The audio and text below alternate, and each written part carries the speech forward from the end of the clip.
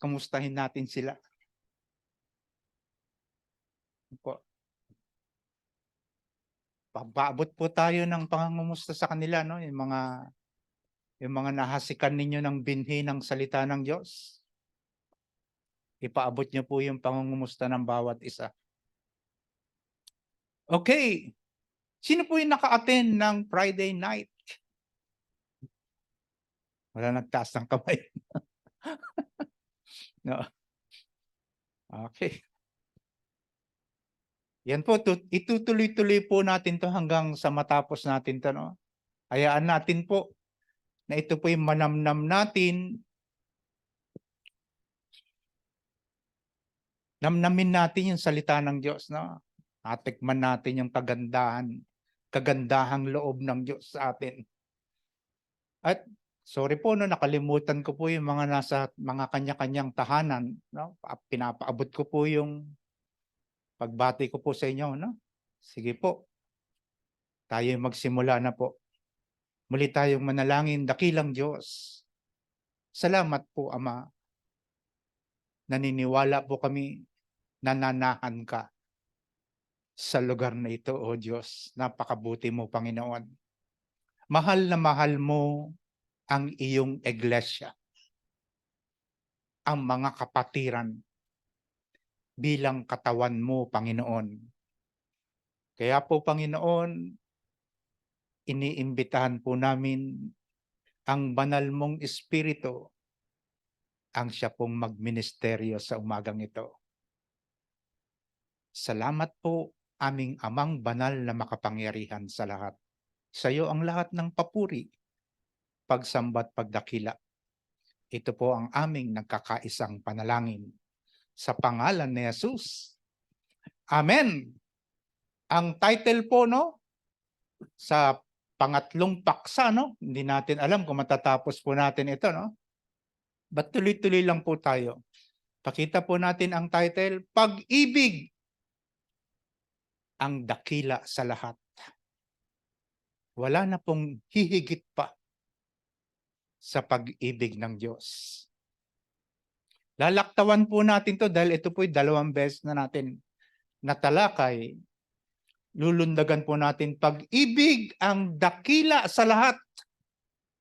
Mga kapatid, pakita po natin ang kautusan ng Diyos. Mas maganda po ito, no? Na lagi nating naririnig ang salita ng Diyos. Lagi natin napag-aaralan. Mga kapatid, mahalagang mahalaga yon. Pagkaing pangkaluluwa. Hindi physical po, ha? Pagkaing pangkaluluwa. Tingnan niyo po ang kautusan ng Diyos. Pinakamahalagang utos ng Diyos na nagmumula sa Kanya, 2 po. Sumagot si Jesus, ang bugtong na anak na si Jesucristo. Ibigin mo ang Panginoon mong Diyos ng buong puso mo. Pagmasdan niyo po yung mga word, mga kapatid. Ng buong kaluluwa mo at buong pag-iisip mo.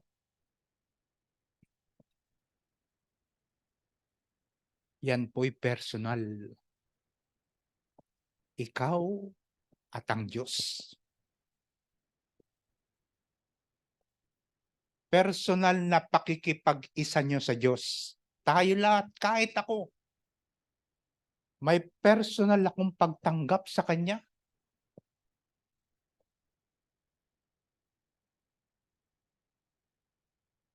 Kahit iisang katawan ang iglesia, ang mga mananampalataya, bawat isa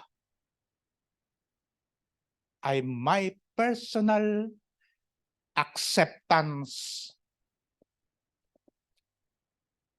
Personal na pakikipagrelasyon natin sa ating Diyos. Alamin po natin maigi ang sinasabi ng salita ng Diyos. Ikaw at ang Diyos at ikaw. Amen po ba mga kapatid?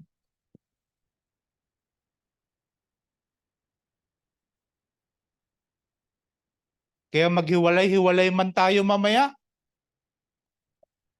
Kung ang salita ng Diyos ay nasa iyong puso, nasa iyong isipan, ang mananaig sa buhay mo ay walang iba kung hindi ang Diyos na nakipagrelasyon sa iyo. Amen ba mga kapatid? Napakabuti po ng Diyos. Kaya po sinabi ko, mahal na mahal niya ang katawan ni Kristo. Pinakamahalagang utos po yan, no? Napakaraming kautusan ng Diyos na nasa banal na kasulatan. Relasyon po natin yan sa Diyos, mga kapatid. Sumagot si Jesus, ibigin mo ang Panginoon mong Diyos. Oh, sorry po, kapatiran. Baba muna po tayo. Sige po, doon. Yan, thank you po.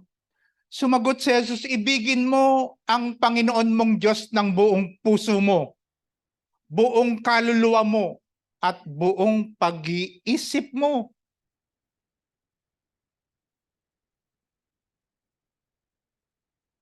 Ang Diyos ay makatotohanan po. Sinasabi niya po kung ano ang gusto niya sa pakikipagrelasyon sa tao. Puso, kaluluwa, at pag-iisip. Pangalawa po, no? Yung una po na kautusan ng Diyos, no? Pinakamahalagang kautusan ng Diyos, ang pakikipagrelasyon ng Diyos sa tao. Pangalawa, sister, salamat.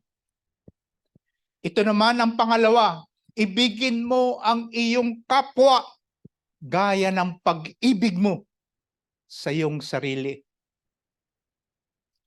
Titingnan niyo po. Pakikipagrelasyon natin mga Kristiyano sa bawat isa. Amen po ba? Nakipagrelasyon ng Diyos sa atin at tayo po'y inuutusan ng Diyos. Batas ng Diyos yan. Batas, kautusan, tuntunin ng Diyos. Kung ito po'y batas, kung ito po'y kautusan ng Diyos at tuntunin ng Diyos, ano po ang katungkulan ng kanyang mga anak, ng bawat mananampalataya? Ito po'y tukdin. Ang katungkulan ng tao ay sumunod sa Diyos.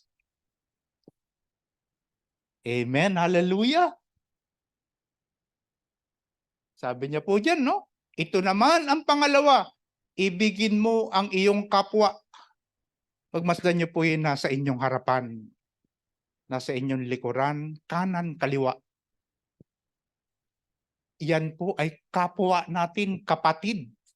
Kapatid sa pananampalataya, bahagi ng katawan ni Kristo, ang iglesia. Oh, napakabuti po ng Diyos. Hindi po nagkukulang ang Diyos sa atin. Talagang makikita niyo po ang Diyos, no? Pagmamasdan niyo po. Talagang kasama natin eh. Hindi tayo iniiwan, hindi tayo pinababayaan ng Diyos. Purihin ka, Ama. Yan po, no? Pangalawa, ulitin po natin ulit, no? Umpisahan natin doon sa una po. Sister. Yan, sumagot si Jesus, ha? Ang kanyang kaisa-isang bugtong na anak. Ang pinakamamahal niyang anak. Bigyan mo ang Panginoon mong Diyos ng buong puso mo, buong kaluluwa mo, at buong pag-iisip mo. Pangalawa naman, ibigin mo ang iyong kapwa. Ito ang pinakamahalagang utos, ha? Ito naman ang pangalawa, ibigin mo ang iyong kapwa gaya ng pag-ibig mo sa iyong sarili.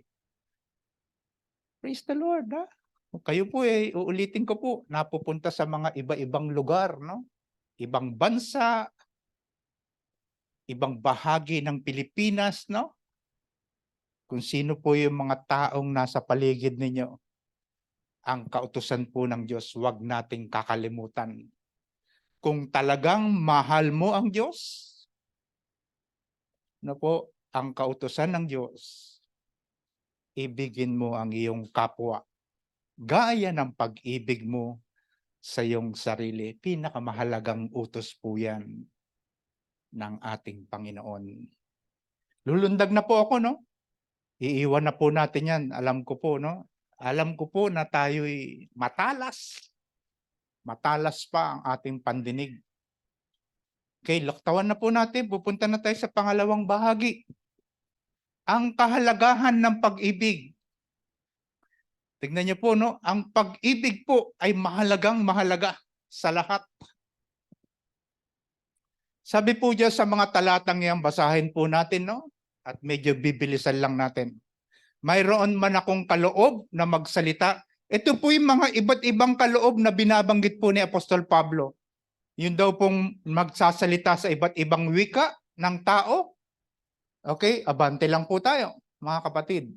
Makapagsalita man ako sa mga wika ng mga tao at ng mga anghel kung wala naman akong pag-ibig, para lamang akong kampanang umaalingaw-ngaw o pompyang na maingay, walang dating, walang kabuluhan.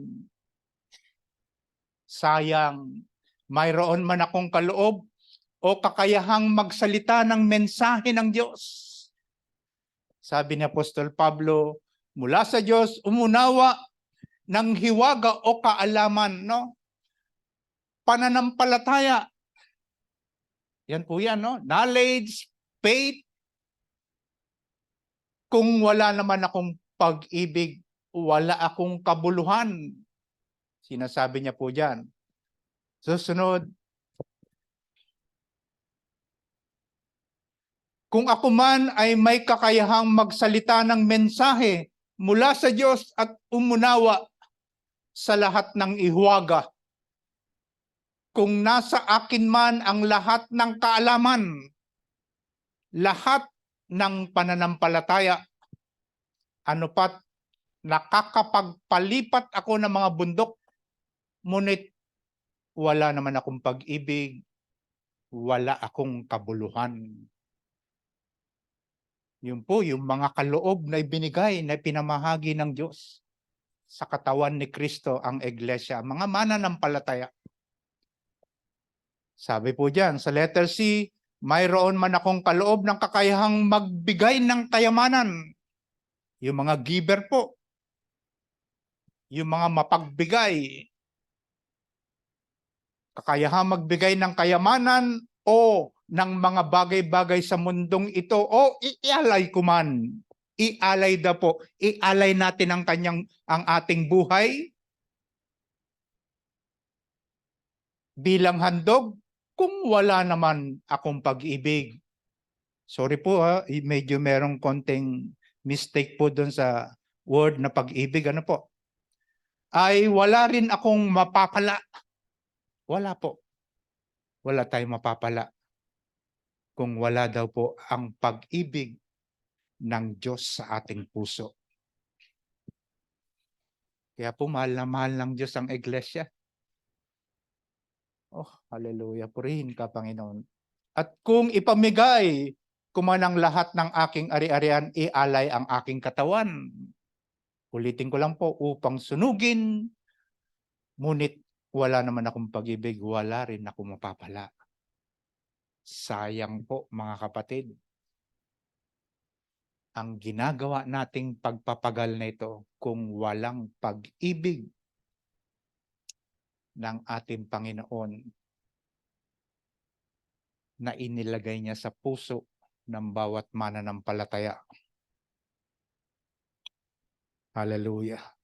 Okay po, tuloy tayo, kapatid.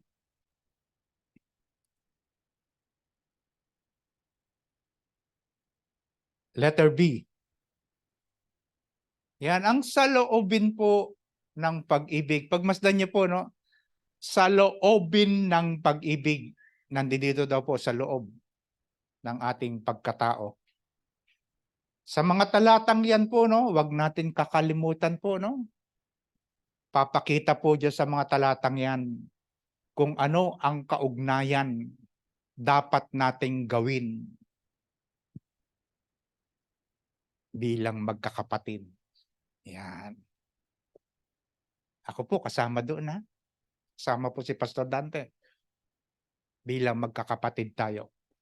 Kaugnayan ng bawat magkakapatid kay Kristo. Verse 4. Basahin natin ang nilalaman ito. Ang pag-ibig ay matyaga. Kapatid, sa bawat isa, ha, kailangan matyaga tayo. Yan ang nakapaloob po doon sa verse 4. Kung tayo daw po ay may pag-ibig, iibigin mo yung iyong katabi. Ano ang nakapaloob sa pag-ibig? Kailangan matyaga. At magandang loob. Yan po yung ugnayan natin sa bawat mananampalataya. Hindi may inggitin, hindi mayabang, ni mapagmataas man. Yan po ang pakikipag-ugnayan natin sa atin mga kapatid. Tingnan niyo po kung gagawin po natin yan. Alam niyo po, sa umpisa pa lang po, kalulugdan na tayo ng Diyos. Bakit po tayo kalulugdan ng Diyos? Sapagkat sinusunod natin ang kautusan ng Diyos. Matyaga, yan po ay wisdom. Karunungan ng Diyos po yan, no, na inilatag po, inilahad ni Apostol Pablo sa mga iglesia. Nakapaloob po yan sa pag-ibig in verse 4. Matyaga, magandang loob, hindi maiinggitin, hindi mayabang, ni mapagmataas man. Ano ngayon ang katungkulan natin bilang body of Christ? Bilang iglesia, tayong mga kumikilala sa Diyos. Anong katungkulan natin kung hindi sundin ang mga kautusan ng Diyos? Yan po yung ugnayan natin, ha, mga kapatid. Kaugnayan ng bawat mananampalataya, bawat Kristiyano. Susunod na mga talata. Kaugnayan natin sa ating sarili. Aba, pambihira ang Diyos, no? May kaugnayan tayo in relation to ourselves. Kaugnayan natin sa ating sarili. Verse 5, basahin po natin. Hindi magaspang ang pag-uugali, hindi makasarili, hindi magagalitin o mapagtanim ng sama ng loob sa kapwa. Tingnan niyo po, ano pa ang masasabi natin sa salita ng Diyos? Hindi po nagkukulang ang Diyos. Sagana kung magbigay ang Diyos. Gusto niya talaga po na baguhin ang ating katawang lupa. Katawang lupa mo, kapatid, katawang lupa ko. Gusto ng Diyos na talagang tunay na baguhin ito. Lahat, ugali, pagkatao, sa isip, sa salita at maging sa ating mga gawa. Hindi magaspang ang pag-uugali. Kaugnayan po natin yan, ha? Ugnayan po natin sa ating sarili. Hindi magaspang ang pag-uugali, hindi makasarili, hindi magagalitin o mapagtanim ng sama ng loob. Ayaw na ayaw po ng Diyos yun. Wala pong benepisyo yun. Kung tayo magtatanim ng sama ng loob, Anong mapapala mo diyan? Wala tayong mapapala. Wala po talaga. Kaya kalimutan na natin, 'no? Kalimutan na natin kung tayo man ay nakasakit ng damdamin, nasaktan natin ang ating kapwa, kalimutan na po natin 'yan at magpatawaran. Yun po yung pinagpapala na iglesia ng Diyos. Kinalulugdang katawan ni Kristo ang iglesia. Tuloy lang tayo, kapatid. Ang kaugnayan nito sa mabuti o masama, sinasabi po diyan sa talatang 'yan. Pagmamasdan po natin, kapag mabuti, yakapin natin. Kapag masama, iwaksin natin. Sapagkat wala po tayong mapapala, mga kapatid, sa masama. Totoong-totoo po 'yan. Hindi tayo kalulugdan ng Diyos kung mamamayani sa atin ang kasamaan. Hindi ito natutuwa sa masama, sa halip ay nagagalak sa katotohanan. Yan po yan, napakaganda niyan, ano? Iwaksin natin ang masama at yakapin natin ang mabuti. Wala po tayong mapapala, mga kapatid ko, kung masama ang papakinggan natin. Okay, tuloy tayo, no? Kaugnayan po yan natin, no? Sa bawat isa. Okay, sinasabi po dito, no? Sister. Yan. Ang kaugnayan nito. Verse 7 po, himay-himayin po. Samahan niyo po ako, no? Sa ating pong pag-aaral ng salita ng Panginoon. Ang kaugnayan nito sa kalagayan ng ating buhay. Sa talatang 7 po, ang pag-ibig ay, number 1, matiisin, mapagtiwala, puno ng pag-asa at pagtitiyaga hanggang wakas. Wag po tayong susuko. At niyo po ang instruction ng Diyos, Ang pag-ibig daw po, kung may pag-ibig tayo, kailangan maging matiisin tayo, kapatid. Mapagtiwala, puno ng pag-asa. Makikita niyo po yan, no? Sa buhay natin. No? Kung tayo po'y punong-puno ng pag-asa, buhay, trabaho lang yan ng trabaho. Sige, kayod lang yan ng kayod. Hindi tumitigil yan. Ganyan po yan, mga taong punong-puno ng pag-asa sa kanilang buhay. Kilos lang siya ng kilos. Lahat ng gustuhin niyang ikilos, gawin. Trabaho lang siya ng trabaho. Makikita niyo po yan sa mga taong punong-puno ng pag-asa sa buhay. Ang pag-ibig ay matiisin, mapagtiwala, puno ng pag-asa at, tingnan niyo po, nagtsatsaga hanggang wakas. Hindi po ngayon lang, tingnan niyo po.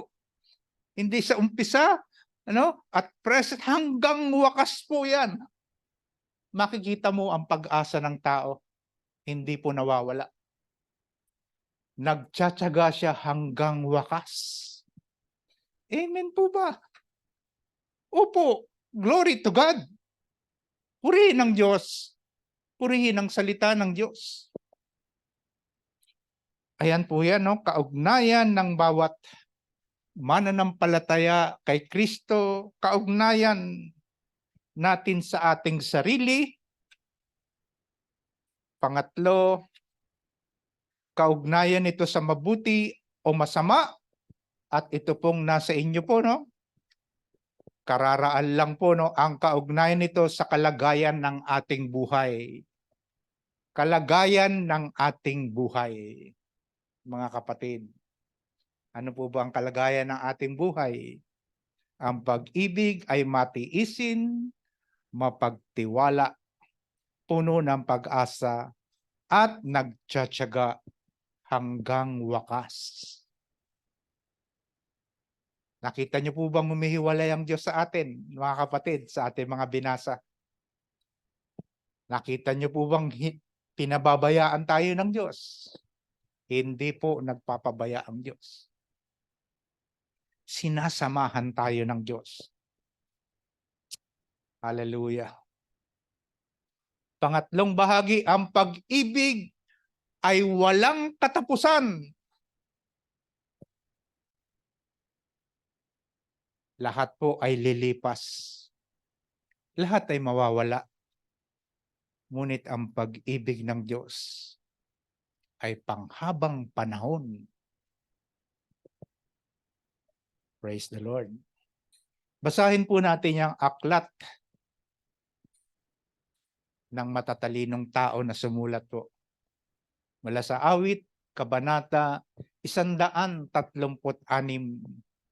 Sige po, kung kayo po'y mga merong Bibliang hawak o mga gadget, ano man po na saan kayo maalwan o maunawaan nyo sa iba't ibang interpretasyon, basahin po natin ito. At nais po ng Diyos na marinig ito sa ating iglesia. Purihin si Yahweh sa kanyang kabutihan. Ang pag-ibig niya ay tunay, laging tapat, kailanman. 4,000 taon, 5,000 taon, o tatakbo pa sa 6,000, 7,000, 8,000, 10,000, 9,000, 10,000 taon. Wala na po tayo. Tingnan niyo po ang salita ng Diyos. Pinakadakilang Diyos ng mga Diyos ay pasalamatan. Pag-ibig niya ay tunay, laging tapat, kailanman. Ang Panginoon na mga Panginoon ay ating pasalamatan. Pag-ibig niya ay tunay, laging tapat, kailanman. Dakilang himala at kababalaghan, tanging kanya lamang. Pag-ibig niya tunay, laging tapat, kailanman. Itong kalangitan, kanyang ginawa ng buong kahusayan. Pag-ibig niya ay tunay, laging tapat, kailanman. Nilikha ang lupa at pati ang tubig nitong kalaliman. Yung creation po ng Diyos, pinapakita. Pag-ibig niya ay tunay, laging tapat, kailanman. Talatang 7. Siya ang lumikha. Siya ang gumawa ng araw at buwan. Pag-ibig niya ay tunay, laging tapat, kailanman. Nilikha ang araw upang sa maghapon ay siyang tumanglaw. Pag-ibig niya ay tunay, laging tapat, kailanman. Tignan niyo po, hindi nawawala ang Diyos, ha? Hindi nagpapabaya ang Diyos. Buhay na buhay ang Diyos. Tingnan niyo po, mga kapatid. Verse 9. At kanyang nilikhang pananglaw kung gabi, bituin at buwan. Pag-ibig niya ay tunay, laging tapat, kailanman. Ang mga panganay na mga Ehipsyo ay kanyang pinatay. Pag-ibig niya ay tunay, laging tapat, kailanman. Tignan niyo po, pinapakita po dyan sa mga talatang yan, ha?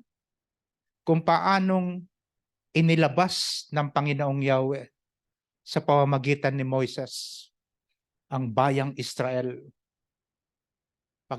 Pakita po natin, ha? Yan po yan, no? Mula sa Ehipto, kanyang inilabas ang bayang hinirang. Pag-ibig niyan tunay, laging tapat, kailanman.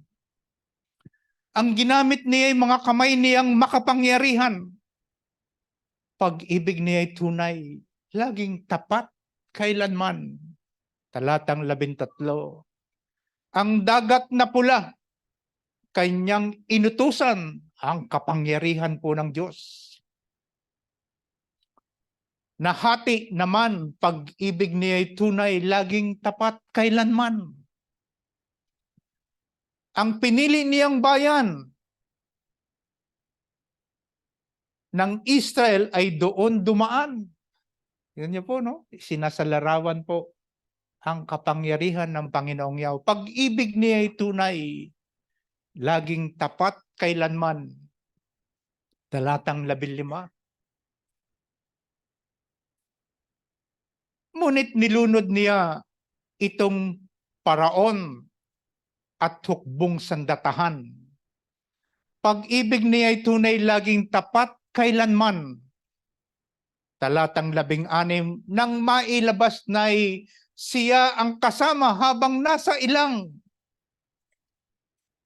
Pag-ibig niya ay tunay, laging tapat kailanman. Tingnan niyo po kung gaano kabuti ang Diyos.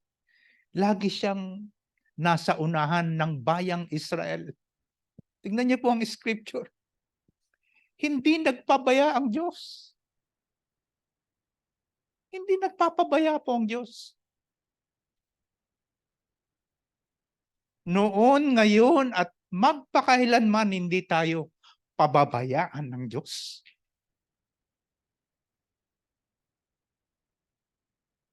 Ulitin po natin yung mga talatang ito. Ngunit nilunod niya itong paraon at hukbong sandatahan. Yan niyo po, kung meron nang lumalaban sa atin, ipagtatanggol tayo ng Diyos. Pag-ibig niya tunay, laging tapat kailanman. Talatang 16. Nang mailabas na siya ang kasama habang nasa ilang. Sapagkat pag-ibig niya tunay, laging tapat kailanman. Talatang 17. Pinagpapatay niya yaong haring may kapangyarihan. Pag-ibig niya tunay, laging tapat kailanman. Maging ang mga haring bantog nung una ay kanyang pinatay.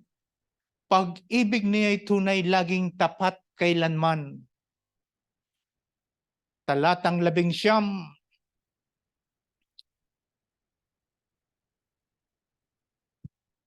Siya ang pumatay sa haring Amoreo, ang haring si Sihon. Pag-ibig niya tunay, laging tapat kailanman. Siya rin ang pumatay sa bantog na si Og, ang hari ng Basan. Pag-ibig niya tunay, laging tapat kailanman. Hallelujah. Talatang 21. Ang lupain niya ipinamahagi. Ipinamahagi sa kanyang hinirang. Pag-ibig niya tunay, laging tapat kailanman. Oh, purihin ka, Panginoon.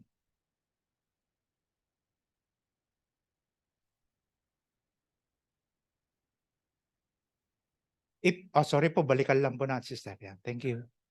Ipinamahagi niya sa Israel, bayang minamahal. Pag-ibig niya tunay, laging tapat kailanman.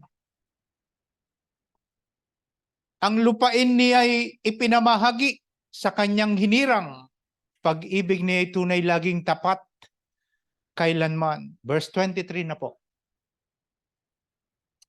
Di niya nilimot nang tayo'y malupig ng mga kaaway.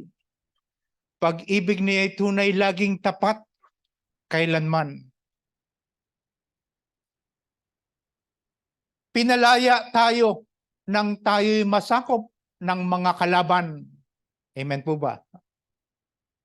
Pag-ibig niya tunay, laging tapat kailanman. Talatang 25. Lahat ng pagkain ng tao, kapatid, namnamin mo ang salita ng Diyos. Lahat ng pagkain ng tao at hayop, siyang nagbibigay. Hallelujah. Ang sarap naman palakpakan ng Diyos. Oh. Ang sarap naman palakpakan ng Diyos. Tingnan niyo po, mga kapatid, hindi tayo pinapasala ng Diyos. Hindi tayo pinagkukulang ng Diyos. Lahat ng pagkain ng tao. Ako po'y tao, tayong lahat ay tao. Hayop, siyang nagbibigay.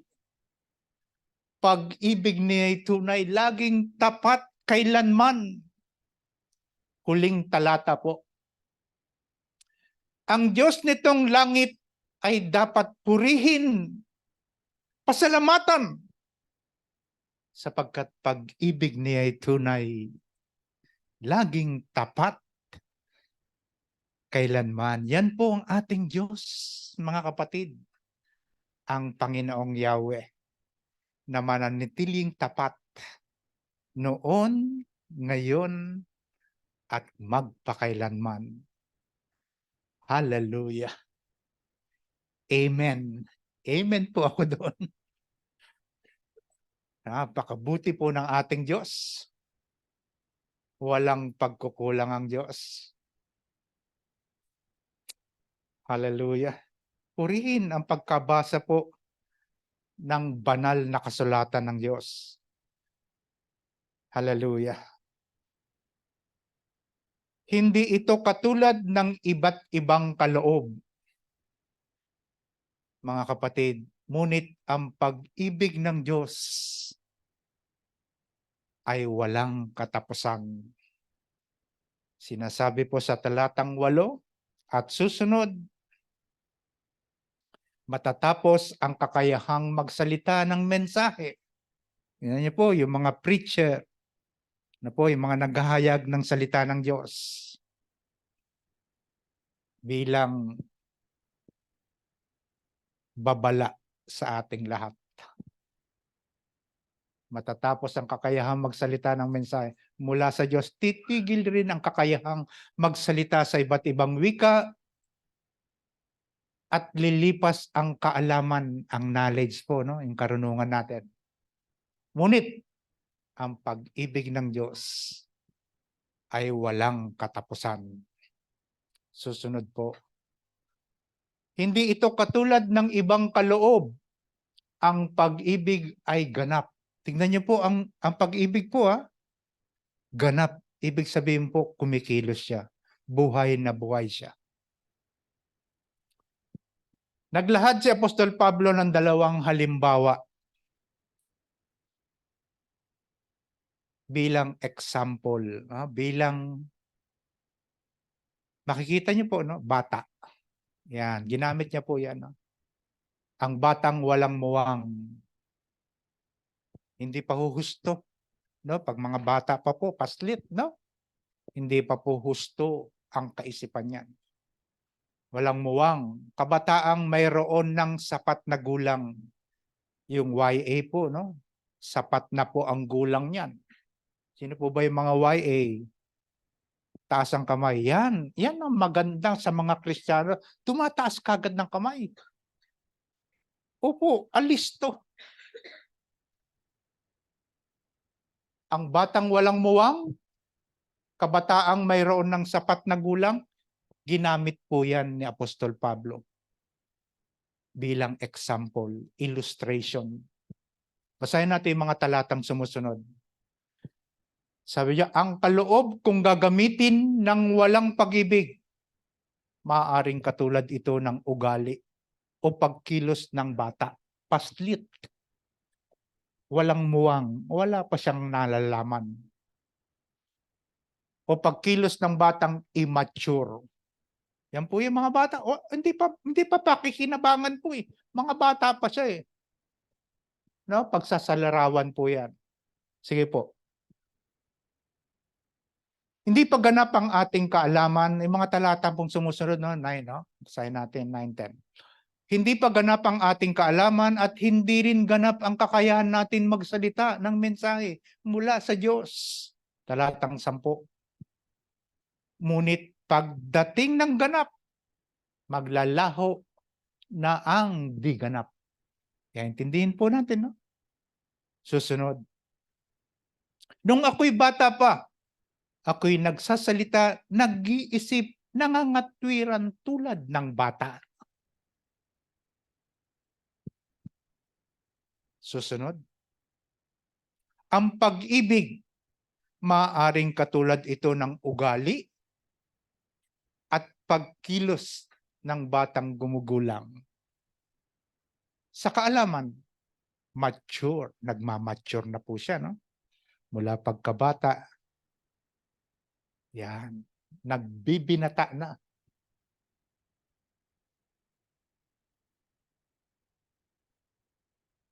Yan po yan. Pag-ibig maaring katulad ito ng ugali at pagkilos ng batang gumugulang sa kaalaman. Mature. Mature na. Nasa husto na siyang pagkaisipan. Talatang 11. Yan. Ngayon ako'y mayroon ng sapat na gulang. Ano pong ginawa? Pag nasa sapat na tayong gulang po, iniiwan na natin, no? Iniwan na. Yan, sabi niya po, no? Ngayon ako'y mayroon ng sapat na gulang. Iniwanan ko na ang mga asal ng bata. Ano po, nasa sapat na tayong gulang, iniiwan na natin yan. Minsan po, no? Pumapasok po sa isip natin, na isip bata. Pinagsabihan mo na. Ano po? Ngunit hindi niya naintindihan sa una. Inulit mo na. Hindi niya pa rin naintindihan. Dapat iniiwanan na po natin yan. Magiging matandain na tayo, mga kapatid. Ngayon ako'y mayroon ng sapat na gulang. Iniwanan ko na ang mga asal ng bata. Susunod, kapatid. Yan po yung pagsasalarawan, no? Para maintindihan natin, maipaabot natin ng maayos ang mensahe. Ang salamin. Yan po, gumamit din si Apostol Pablo, no? Ng isang example. Ang salamin po. Kapag humaharap tayo sa salamin. Sinasabi natin, hawag ka na lang tuloy po. Okay, ang salamin, mukha sa mukha, ang kalarawan. Pinagmamasdan natin yung ating sarili. Oh, medyo parang madami na akong puting buhok. Yan po, nakikita natin. Nasasalamin natin ang ating sarili. Medyo kumukulubot na yung aking noo. Di po ba? Tama po ba? Yan. Ang salamin, mukha sa mukha, ang kalarawan. Tingnan po natin yung verse 12. Sa kasalukuyan, ang ating nakikita ay tila malabong larawan sa salamin. Subalit darating ang araw na ang lahat ay makikita natin ng mukha. Makikita natin ang mukha ng katotohanan. Yan, magliliwanag po sa atin kung ano po ang ipinapaabot ng mensahe ng Diyos. Sa kasalukuyan, sabi ni Apostol Pablo, ang ating nakikita ay tilang malabong larawan sa salamin, subalit darating ang araw na ang lahat ay makikita natin ang mukha ng katotohanan, sabi sa talatang 12. Susunod po, sister. Sa kasalukuyan, ang ating nakikita ay tila malabong salamin. Kahit po punasan mo yan salamin na yan. No? Kasi ang sinasabi ni Apostol Pablo, yung mukha mo at mukha mo rin ang makikita mo. Sa kasalukuyan, ang ating nakikita ay tila malabong larawan sa salamin, subalit darating ang araw na ang lahat ay makikita natin ng harapan. Nagliliwanag po habang pinagmamasdan natin ang ating mga buhay. Na lubos tayong iminumulat sa katotohanan ng Diyos. Susunod, kapatid. Sa darating na mga panahon, sa pamamagitan ng pag-ibig niya, makikita natin ang mukha ng Diyos. Sabi sa talatang 12, bahagya lamang ang nalalaman ko ngayon, ngunit darating ang araw na malulubos ang kaalamang ito tulad ng lubos na pagkakilala niya sa akin. Hallelujah. Mga kapatid, darating po ang tamang panahon na lubos nating makikilala ang Diyos.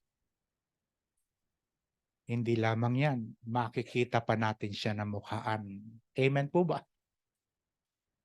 Oh, praise the Lord. Pinakamimithi ng Diyos na tayo'y makasalo niya. At kung tayo po ay nakikisalo sa Kanya, ang nais ng Diyos, ang tunay na pagsunod natin sa batas, kautusan, at tuntunin ng Diyos. Hallelujah. Lastly po mga kapatid, ang pag-ibig ay mananatili magpakailanman. Sa talatang ito po, tunghayan po natin ang verse 13. Ang pag-ibig ay mananatili magpakailanman. Pananampalataya. Sunod kapatid. Samantalang nananatili ang tatlong ito. Sabi po doon sa mga huling talata ng 1 Corinthians 13. Samantalang nananatili ang tatlong ito, ang pananampalataya. Ito po'y kaloob ng Diyos. Pag-asa, hope, kaloob ng Diyos sa atin yan. Pag-ibig, yan po'y kaloob ng Diyos. Ngunit, ang pag-ibig ng Diyos ang dakila sa lahat.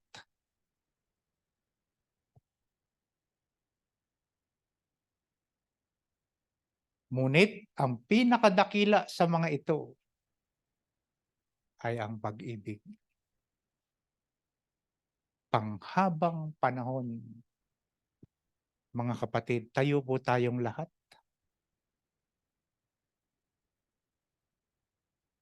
Purihin ng Diyos po, sakto. Po, hindi ko po tinignan yan, pero saktong-sakto.